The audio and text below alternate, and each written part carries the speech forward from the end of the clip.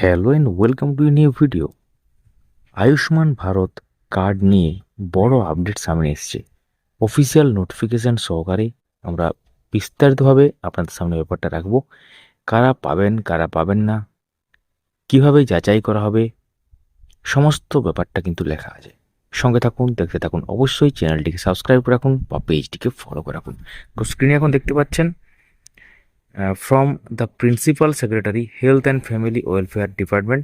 কাদের উদ্দেশ্যে পাঠানো হচ্ছে? The commissioner Kolkata municipal corporation, the district magistrate all, the chief medical officer of health all. মানে এক্ষেত্রে বুঝতেই পাচ্ছেন।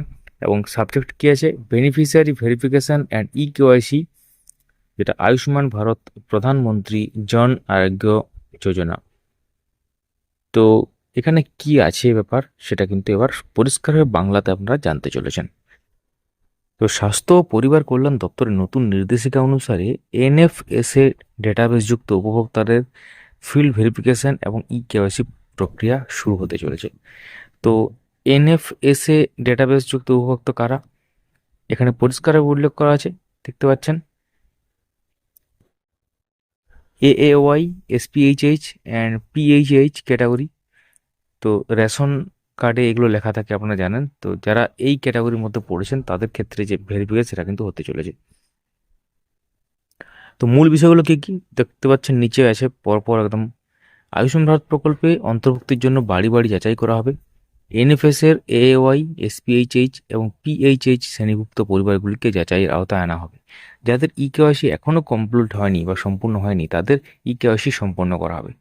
ভেরিফিকেশন অফিসার এবং ফিল্ড লেভেল অফ ওয়ার্কার বা এফএলডব্লিউ নিয়োগ করে ব্লক ও পৌরসভা স্তরে কাজ করা হবে। যাচাইয়ের তথ্য নির্দিষ্ট পোর্টাল ও মোবাইল অ্যাপের মাধ্যমে আপলোড করা হবে।